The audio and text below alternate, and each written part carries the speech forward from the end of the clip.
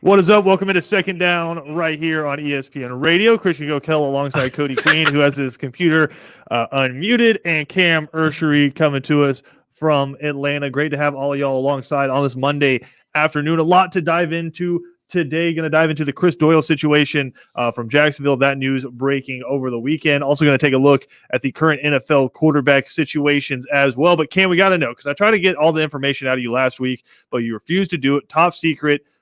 Echelon clearance, CIA level stuff. You would not break the news to us as to what you had planned for Valentine's Day. So now that it is in the rearview mirror, will you please break down for us what your plans were this past Sunday? Because we all want to know. We were waiting with bated breath.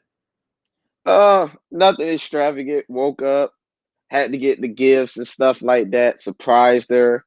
Went out to eat. And then last night was the cool part. Did sip and paint. Sip and paint was really cool. I'm not really artistic. I got to show you a picture that I made, Cody, of Vegeta. It's funny. It's hilarious. And we just listen to music and Vegeta just vibe. Dragon Ball Z character. But we just chilled and vibed all day. You know, we just went out to eat. It was fun. It was cool. We did everything that I planned to do. Well, that was pretty underwhelming there, Cody, from everything else before. Because I was asking him about this last week, like, what are the plans? Would you get her? And he's like, man, I can't do it. I can't spoil it. She's watching right now, or she might go back and review the tape. I can't spoil it. I can't spoil it. And it just kept building up the hype. And that was like when your friends keep telling you that a movie's really good, and then you finally see the movie, and you're like, that's fine. All the build up, Cody, didn't lead to much right there. Oh, he was hyping it up, son. He was like, super secret squirrel. Can't tell you. Yeah. I thought he was going to go like to Paris or something like that. The way he was talking about I thought there might have been an engagement on the horizon there. I'm going to be completely honest. I thought there might have been a ring in the picture, but. Oh, my. Look at his face. Oh, no. Why are you Not yet. I know Valentine's Day, we spent it together online. Xbox boys. Was not feeling it last night. I definitely stunk up the lobby. But hey, we were together though. we were together. virtually together, and that's all that matters. But again, a lot to get to today. Wes Durham, ACC Network co-host of Packer and Durham, going to hop on with us coming up at 4:00. Also in the 5:00 hour, Doc Herbert of the Platinum Sombrero podcast going to join us as well. A lot to get to today. Hey, P's and C's report this week, boys. Pitchers and catchers, baby. If you don't know what that means, and catchers report this week. We are just 15 days away from actual live fire Braves baseball. They have agreed playing all games, right? Yeah, 162 games. Here we go, baby. Cody's been out for a while, so we're having to play catch up with him. Yep. Yeah, they're playing 162 games, but the first spring training game coming up on the 27th, and that's going to be against the Baltimore Orioles. But man, we're going to have all that coverage for you right here on ESPN Radio. We're going to carry 10 spring training games. I want to say preseason, spring training games for the Braves. And of course, all 162 games of the Atlanta Braves. And then all the games after that in the playoffs, after, the Braves repeat as NL East champs. All of that right here for you on your home of the Braves. But I did want to dive into the Chris Doyle news. For those of you who don't know who Chris Doyle is, he was the strength and conditioning coach for Iowa for the better part of 2 decades. Under Kirk Ferentz out there, and what has been a pretty successful Iowa program. But over the last 3 years, more and more reports and allegations started coming out against him in terms of racial profiling against black players on the Iowa Hawkeyes program. And so last year, him and Iowa agreed on a $1.1 million buyout to where he would no longer be a part of the program. And some of the allegations included telling a player who actually was from a really well-off upper middle class family in New Jersey that if he didn't get his act together, Doyle was going to, quote, send him back to the streets. That was one of the allegations. Another allegation from a player was that he had told him, if you don't like it, maybe you should, quote, take up rowing. Oh, wait, black people don't do boats, right? So it's the allegations, and there's more and more that have come out from players. And again, as of right now, they're all allegations. As of right now, Chris Doyle has maintained, his innocence in this and has not offered any apologies to any of the players. Well, last week, Urban Meyer, the new head coach of the Jacksonville Jaguars, decided to bring Chris Doyle in, not as the strength and conditioning coach. They have another one of those, but as the director of sports performance. So basically, he was going to be in charge of nutrition and making sure all of these athletes were functioning at full capabilities. And Jacksonville and Urban Meyer immediately just get absolutely destroyed in the press from former players, all over ESPN and all over Jacksonville. People just saying, what are you doing? What's the thought process behind this? I mean, I have to imagine there are a ton of qualified people out there, especially in the college ranks, that would be willing to jump at the opportunity for that job, right? Who don't have allegations like this in their very, very recent past, right? This isn't a reclamation project where he had apologized and was looking for a new job. You're still in the midst of these allegations, and he has yet to offer an apology. And so this weekend, Chris Doyle resigned. The pressure, I guess, became too much, or Urban Meyer just kind of came to his senses. An Urban Meyer statement, though, was this: Chris Doyle came to us this evening to submit his resignation, and we have accepted. Chris did not want to be a distraction to what we are building in Jacksonville. We are responsible for all aspects of our program, and in retrospect, should have given greater consideration to how his appointment may have affected all involved. We wish him the best as he moves forward in his career. Very key sentence in that. We are responsible for all aspects of our program, and in retrospect, should have given greater consideration to how his appointment may have affected all involved. Cam, who do you think all involved is referring to? All involved. To me, it's the 85% of your team that is consistent of black players. Yeah, that's what I was going to give it to. Pretty much all involved is, like you said, 85% of your team, black players. It's bad to hear stuff like this is still going on. It really is. How much consideration are you given in the first place? Well, what it sounded like is Urban Meyer was, hey, I'm an NFL coach now. This is my team. I've agreed with the owner. I have full responsibility and full purview to go out and hire who I want to. I'm going to give one of my boys a job, and consequences be damned. And eventually, and this has just been happening in the past 2 years, really, with this is right now you can't do that. This may have flown in 2016, 2017, but with the way our country has moved, you can't do this anymore, man. Especially when like I said, this isn't a reclamation project. This isn't somebody who's trying to revamp and restart their career. This is somebody who has said that they haven't done anything wrong. And these allegations are still floating out there and have been confirmed over and over and over again. I mean, there were a ton of former players that were all over Fox, ESPN, CNN that were confirming their reports of what he had said to them. Urban Meyer can't have a dude who's not in some type of scandal on one of his teams. He can't do it. He cannot go through it without it. That's kind of what I wanted to get to is what has the storyline been around Jacksonville for the past, month? Mm-hmm. You hire Urban Meyer, you have the number 1 overall draft pick, everything's changing. The Jags are on the rise. Here we go. They're going to turn it around. And I'm not saying that still doesn't happen, but what was the question I asked you about Trevor Lawrence, Cody? What's more likely, right?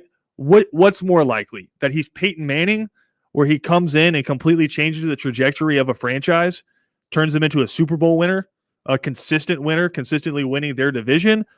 Or is he Stafford, where, yeah, he is the clear number 1 prospect at his position, at the most valuable position in sports, quarterback, but the franchise he goes to is so bad that no matter how well he plays, no matter how many Hall of Fame receivers he can throw to, i.e. Calvin Johnson, they're still going to be mediocre in who they are.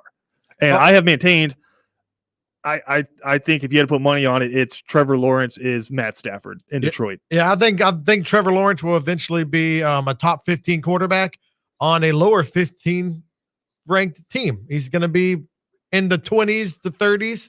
I'm talking about low. They're going to be low for a while, and being Jacksonville, they're going to be low for a long time. This isn't taking anything away from Trevor Lawrence at all. Yeah. Like Trevor Lawrence is going to, I think he's going to be a great pro quarterback. I think he has all the tools.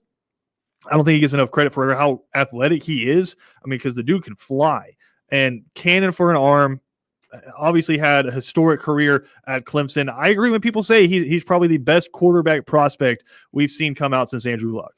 I agree with that. I think he's an unbelievable prospect at quarterback, and I think he's going to be a great quarterback. He has the career arc to where he could probably be a top 5 quarterback at some point in the NFL just based off of his intangibles.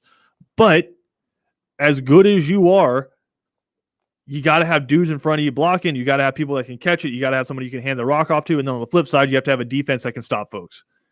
And right now, we don't know if Urban Meyer is going to be successful in the NFL. We don't know how long it's going to take this team to get back to reach a level that they haven't really reached before. I mean, with the defense that they had with Jalen Ramsey and AJ Boye and Calais Campbell and Leonard Fournette running the rock on offense, they were within a play of going to the Super Bowl. I mean, they were right there. And to get back to competing for AFC championships, and what you expect is, I mean, if you're Trevor Lawrence, you're the number 1 overall draft pick, and you are, I'd say as soon as Trevor Lawrence gets drafted, Cody, I'd say maybe even right now, he's probably one of the top 15 most recognizable quarterbacks in the National Football League, just in terms of brand.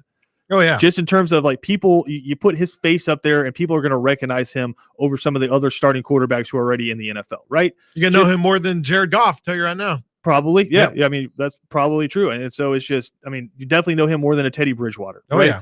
I mean, Taylor Heineke, could anybody pick Taylor Heineke out of a lineup? So No. it's Trevor Lawrence is going to have the hype there. And I just don't know what to expect out of Urban Meyer. And to be fair, we haven't seen it. And ESPN.com, they did the big offseason questions. One of the questions was, who's going to have the number 1 overall draft pick next year? And 3 out of 6 of ESPN senior writers picked Jacksonville, because that's how bad their roster is right now. I mean, we saw what happened with Joe Burrow in Cincinnati this last year. He's a great quarterback. If you don't have anybody in front of you and you're consistently running for your life, you're going to get hurt like that. And that's what happened to Joe Burrow. And so now if you're the Bengals, you got to think you're drafting nothing but offensive linemen. But it's not going to be an immediate turnaround for Jacksonville. I know you're excited that Urban Meyer's there. I know you're excited because 99.999% chance you're drafting Trevor Lawrence, right? But that doesn't mean you're going to become a Super Bowl contender. There's so many other things that have to fall into place. There's so many other people you have to sign. You have to get it right with your coordinator hires on both sides of the ball. And I don't know if that's going to happen in Jacksonville. And since you got going with the hype around Urban Meyer and Trevor Lawrence, has not been a great look with some of the other moves that he has made, including the Chris Doyle hire. But I mean, before he even gets a chance to step in the locker room and start coaching his guys, he's already going to have to answer questions about the hell were you thinking with that? Because, Cody, you're not talking to college players anymore, right? Where you're Urban Meyer, you're a god, and an 18-year-old walks in there and says, oh my God, like this is the guy who can send me to the NFL. There's a lot of guys on your roster who are going to be making more money than you every year, a significant amount more money than you every year, right? And so you're not having the same conversations with them that you're having with 18-year-olds. No, not at all. And so when the 32-year-old outside linebacker comes in, who's been in the league for 14 years and says, "Sup? What was up with that Chris Doyle thing?" And he's gonna say something. That's the like, thing. Like, it's not like they're gonna be like, "Well, I can't talk to the coach that way." Ben said it. Ben said if he was in the NFL and Chris Doyle had said what he is alleged to have said to one of his players while he was at Iowa to a player on his team in the NFL, he said they're searching him out at practice and they're confronting him at practice. 19-year-olds aren't going to do that. Yep. They're afraid of getting cut. They're trying to get to the next level. These guys are at the next level, professional as they come. They expect their coaches to be the same. Yeah. So if they're being taught and they're being talked about all the time, hey man, you got to be as professional as possible, or ESPN or whoever else is going to tear you apart. They expect the same thing. It's man to man, right? I mean, Cam, if you hear that when you're 18 versus you hear that now, you're having a different reaction, right? Me? No, I'm having the same reaction. All right, Cam. First team, stay ready. I'm having the same reaction, man. But I mean, you have the point. When you're 18, it's a little bit different. You're playing football. You can get cut, taken off a scholarship, whatever. Even like take football out of it. When you're 18, you're just different. You don't question the people who are in charge, right? That's completely different. A decade. Like I'm 28 now.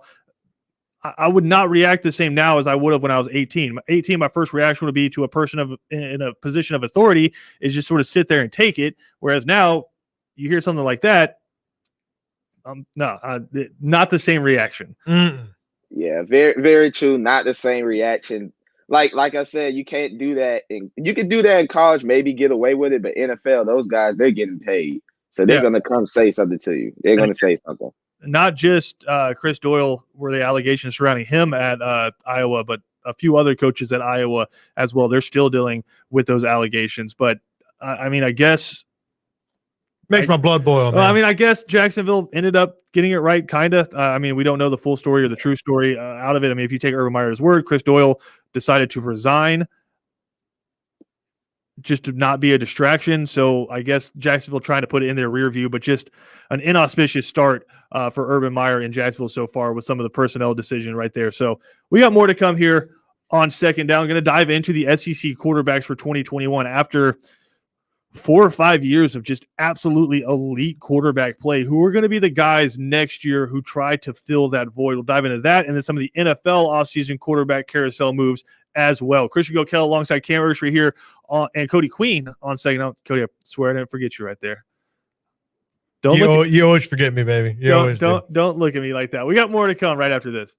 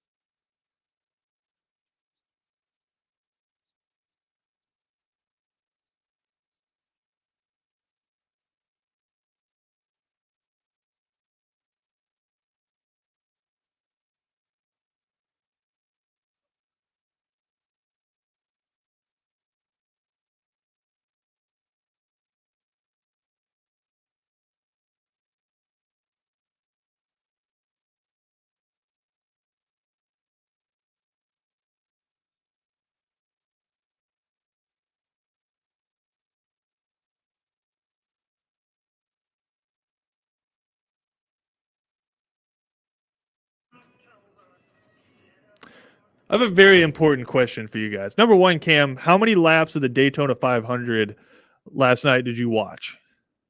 0. Why? Why? It was Valentine's Day.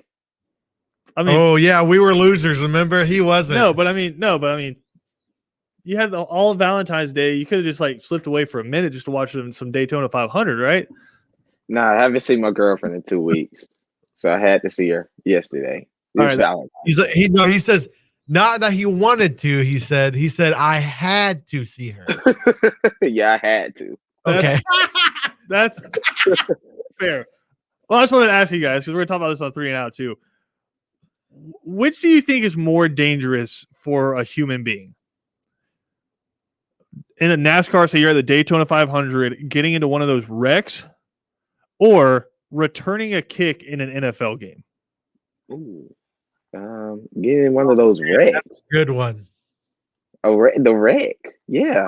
But NASCAR, I mean, you have like Ryan Newman's car last year got sent like, I forget how many yards they said that it flew in the air in that wreck, got flattened, hit, flipped, and flew. I think they said 200 yards in the air before it landed. And he walked out of the hospital the next day. Like, that's like how good the safety features in those cars are now. Whereas I'm returning a kick in an NFL game and the undrafted free agent out of UConn is just headhunting me. But then again, this isn't me as an NFL player. This is me as an average human being. Oh, okay. So you're not okay. Yeah, I'm not yoked up running a 4-3. I'm just me catching a football at the 5 and having to run forward and try to get past. Dude, they could flinch at me and I'm hurt. I can't do it. No, it's got to be pre-Dale Earnhardt, Daytona 500. I would say I would say NASCAR because that really changed the whole entire state of the race, of safety protocols. Yeah. With football, they're still trying to figure out how to not get someone hurt, and it's like it's slowly getting better, but it didn't change dramatically like it did in NASCAR. Like, you can straight up have your car annihilated and then you still be all right. I'm not saying it's still not dangerous. The wreck on the last lap. Yeah, last night, it was bad. I mean, cars were on fire, and the dudes just get out of there and like they're throwing their helmets because they're mad. I'm like, your car was just on fire. Like, come on. Like, you just flipped 3 times, your car's on fire, and you're just like, dadgummit. Yep. Like, I don't know, man. Like, I feel like do they all say dadgummit? No, there's some. I mean, dadgum. No, is that what y'all say down here? There's some other choice words that you hear, but I'm not allowed to repeat them. You know, FCC violations. Okay. And all of that, and it's very stereotypical of you, Cody. There's a lot of NASCAR drivers from the northern states as well. Most of them are from North Carolina. I know that. So don't. Most of the teams do are. Some of them say "dadgummit" when they get out of the car. Sure. Mm-hmm. Tony Stewart has a lot fresher language than that. I just see they all talk like Phillip Rivers and stuff like that. I mean, Phillip Rivers is the gentle Southern gentleman. You know, I mean, Phillip Rivers is the king of the dadgummit. Also another North Carolina. Dadgum! Yeah, also another North Carolina guy. But Cam, I don't know. I feel like I catch the ball at the 5, and all of a sudden there are 11 other NFL players. I'll include the kickers because some of those NFL kickers are pretty scary. Like, there's some of those guys I'd give the business to. Like, you don't want to see me in the Oklahoma drill right there. But there's some of those other kickers, I mean, pretty yoked up. I mean, Youngway, pretty yoked up. Yeah. I don't know if I want to meet him in the open field, but I mean, I feel like I might die if I returned an NFL kick. Like, straight up, have to get to the 25, can't take a touchback. I might die. I mean, yeah, I might die too, but I'd rather do a kick return than get in a car accident. Basically, you're strapped in. You have all the safety features, roll cages. You have a helmet on. You have the fireproof racing gear on. You're good to go. I think you're fine. Listen, if I get hit on the kick return, I might just, I get destroyed, probably a concussion, broken ribs, bone, whatever. But I could die in a car accident, though. I could. It's still a possibility. That's what the difference between me and like other normal people. I've had enough brain injuries. If I probably take one more, guys, I'm probably a vegetable. Well, I can't do this anymore. Let's keep that. Let's keep you out of football games. Let's keep you out of football games. And let's keep you out of NASCARs. What? Like, we're just going to keep you out of race cars and out of football games for the most part. We're just going to keep you insulated in the studio. That's exactly what I need. That's the reason why I joined the radio business. I've had too many explosions from IEDs. Can't be having this. Well, that's why I go out to guys. Cam. He's young and spry. I go out to the guys who play NFL and all those other really hard contact sports. There's obviously studies on brain injuries, and I can't do it, man. Well, we're keeping you out of NASCARs, and we're keeping you off the football field. Yeah, I'd rather be like a referee or something. You can just do this. It's fine.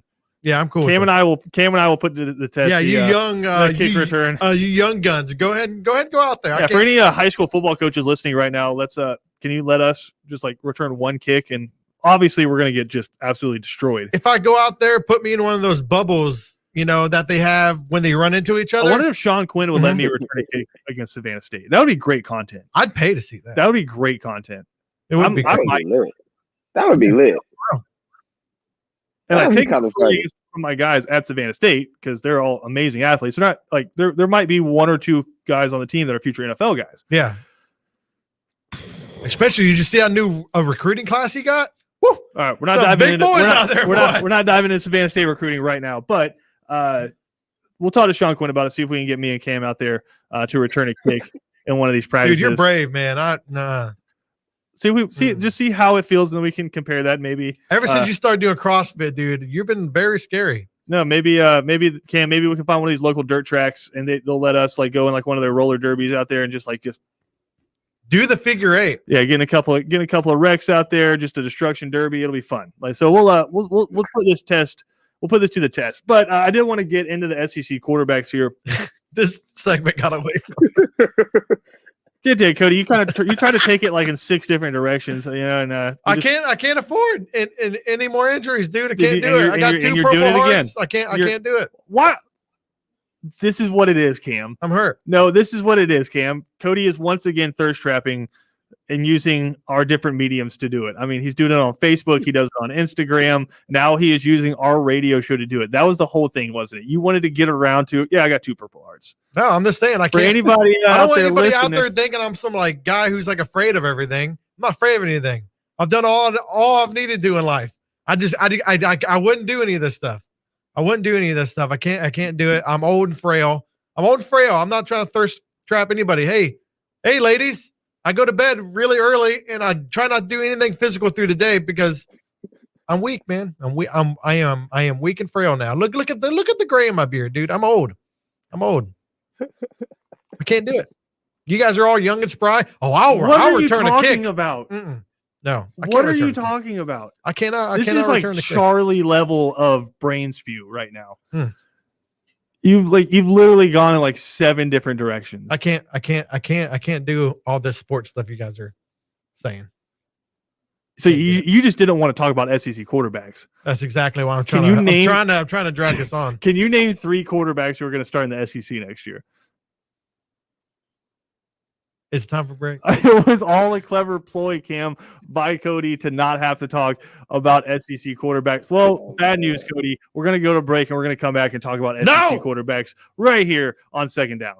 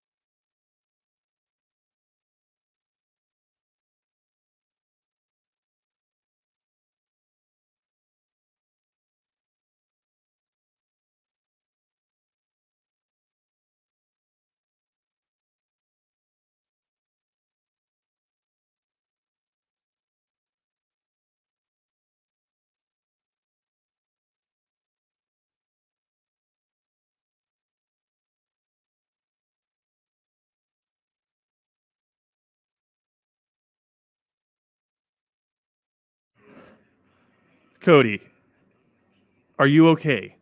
So frail. Have you had time to regroup from what was? And I had to take like 2 Tylenols because just sitting here it hurts.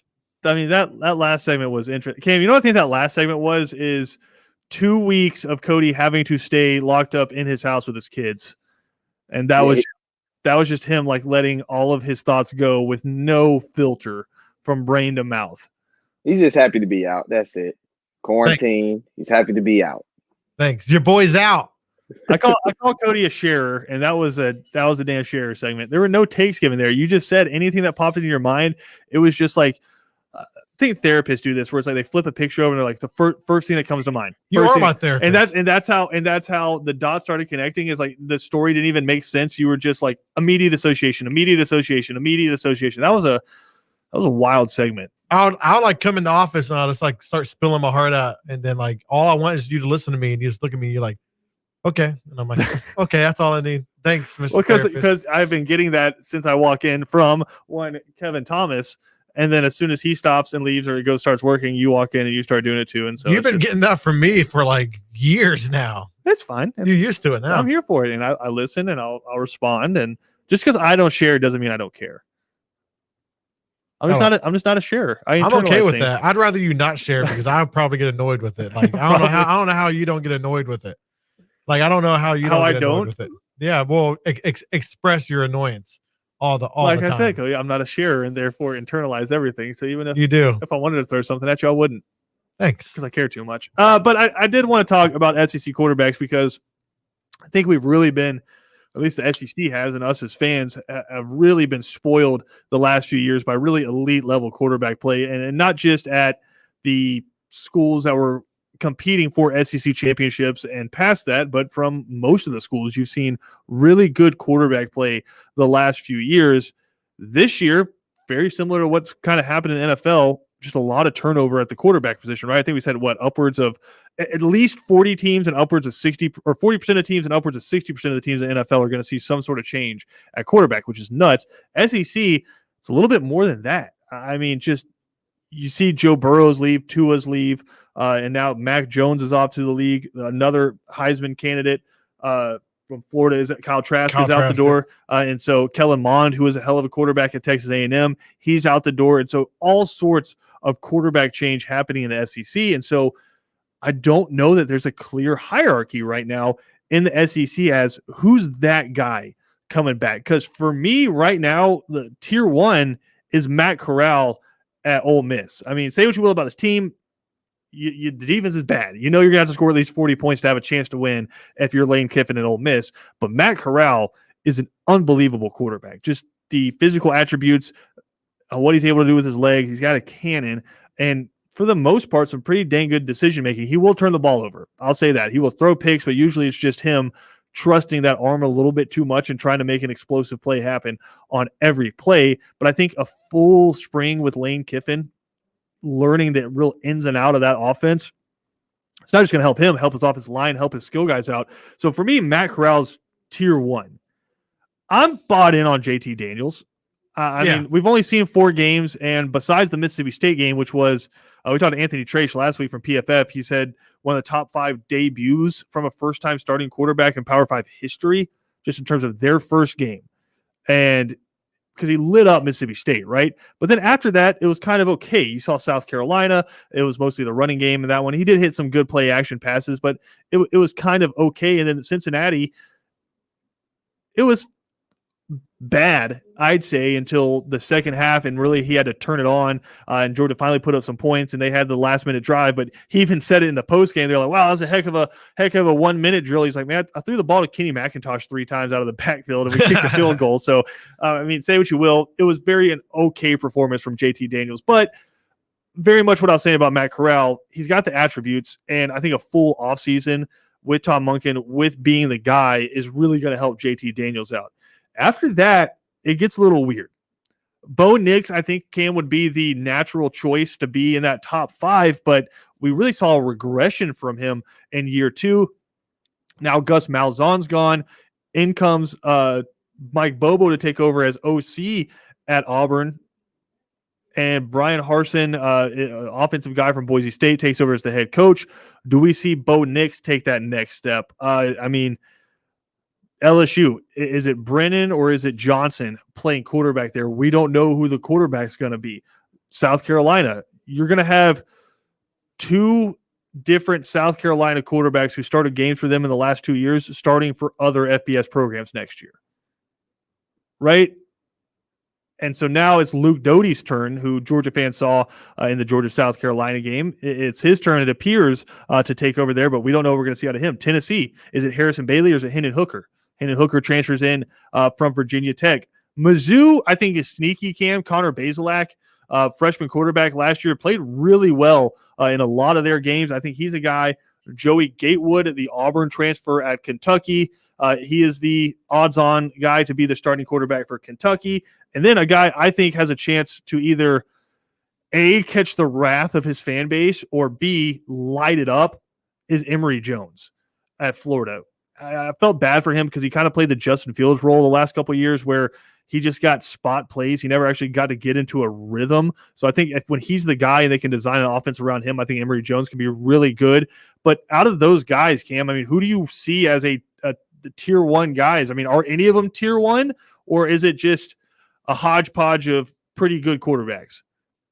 I don't think anybody's tier one. I just say pretty good quarterbacks. I'll put Corral number 1, JT number 2, Bo number 3, and then Bazelak at 4. Bazelak surprised me when they played LSU in that shootout that they had. And then I'll go probably Brennan at 5. It's just unfamiliar faces that we haven't really heard of or seen.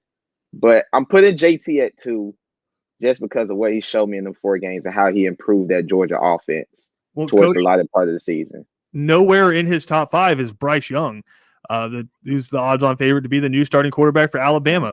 Crap, yeah. His backup last year, 5-star quarterback. I mean, I remember about 8-9 months ago before the football season kicked off, we were talking to people on here, and every time we brought up Alabama, it was how long can Mac Jones hold on to his job? How long is he going to be the starting quarterback? By the time Georgia gets to Alabama week 4, is Bryce Young the guy? Then, of course, Mac Jones goes on to win the Heisman Trophy, or Devonta Smith goes on to win the Heisman Trophy. Mac Jones goes on to be a Heisman finalist.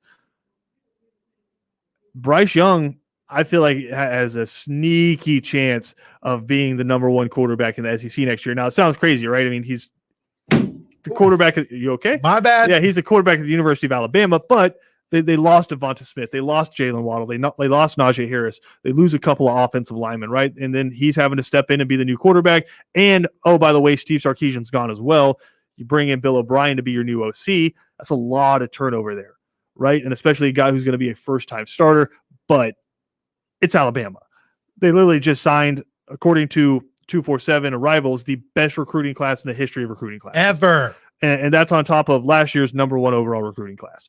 And so I think Bryce Young's going to have plenty of talent to distribute the ball to. I think he's a guy that's going to be top 2, top 3 by the end of the year. But right now,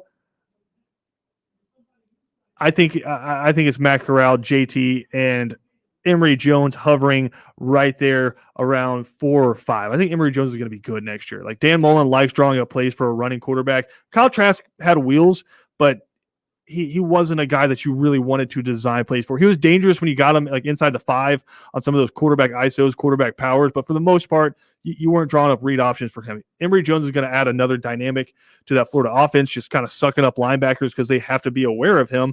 And so that's going to allow guys like Arik Gilbert, the big tight end transfer from LSU, a lot of room behind there. So I think Florida's going to be really dangerous on offense, but at the same time, I think your favorite's got to be Matt Corral and JT Daniels to fill that void next year, because Matt Corral's going to put up stats regardless. Lane Kiffin's calling plays. You have to throw it 40 times a game. Yeah. Shoot, that might be low end. Yeah. Like he might have, if he threw it 40 times in the game, it might mean because he got pulled in the third quarter for throwing 4 picks. Oh my goodness. Or they're smoking somebody. And then JT Daniels, I mean, just we're talking about Alabama's talent that they have coming back. Just look at the wide receivers and the running backs and the tight ends that JT Daniels has coming back. I mean, Cam, you put them on the field, right? George Pickens, Kyrus Jackson, Arian Smith, and Jermaine Burton, right? You put those 4 receivers out there. That's not including Dominic Blaylock, right? Who was the best receiver for Georgia a couple of years ago. And then, by the way, you have Darnell Washington, John Fitzpatrick playing tight end. And then you got to figure out a way to get James Cook, Kenny McIntosh, Zamir White, and a plethora of other running backs on the field as well. I mean, JT Daniels is going to have no shortage of talent to get the football to. Yeah, I agree. It's no excuse this year. I think this is if Georgia can't win it this year, when will they? The only problem I can see happening with Georgia's offense is Todd Monken just getting overloaded, like trying to figure out, like, who am I supposed to throw the ball to? But he has a lot of toys to play with, man. I mean, if they can't win it or put together an explosive offense like Bama and LSU did, when will they ever do it? This is the perfect year.